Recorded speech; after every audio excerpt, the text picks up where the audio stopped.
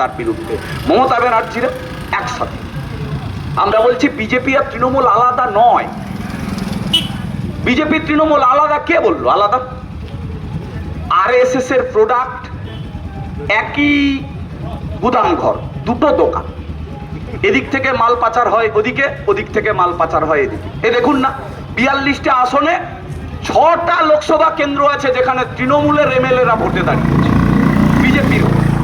আবার 5টা লোকসভা কেন্দ্রের বিজেপি ক্যান্ডিডেট যারা এমন আছে যারা তৃণমূলের লোক, তারা বিজেপির হয়ে পড়ে। আচ্ছা বলুন তো, মুকুল রায় কোন দলে?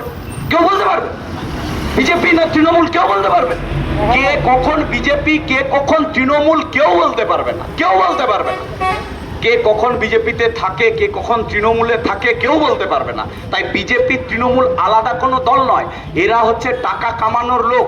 এই যে এই বিভিন্ন সময় হচ্ছে ভোটের রাজনীতিতে, এই যে দেখেন না সিনেমা শিল্পীদেরকে, ওই যে রচনা ব্যানার্জি, পশ্চিমবঙ্গে এত শিল্প কলকারখানা হয়েছে, শ্মশান থেকে ধোঁয়া উঠলেও শুধু শিল্প শিল্প দেখতে পাচ্ছে রচনা ব্যানার্জিরা। এদেরকে কেন ভোটে দাঁড় করানো হয়? কিছু করে কমে খাওয়ার জন্য ভোটে দাঁড় করানো হয়।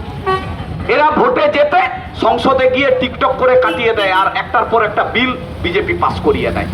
এই ব্যবস্থাপনার জন্য এদেরকে ভোটে দাঁড় করানো হয়।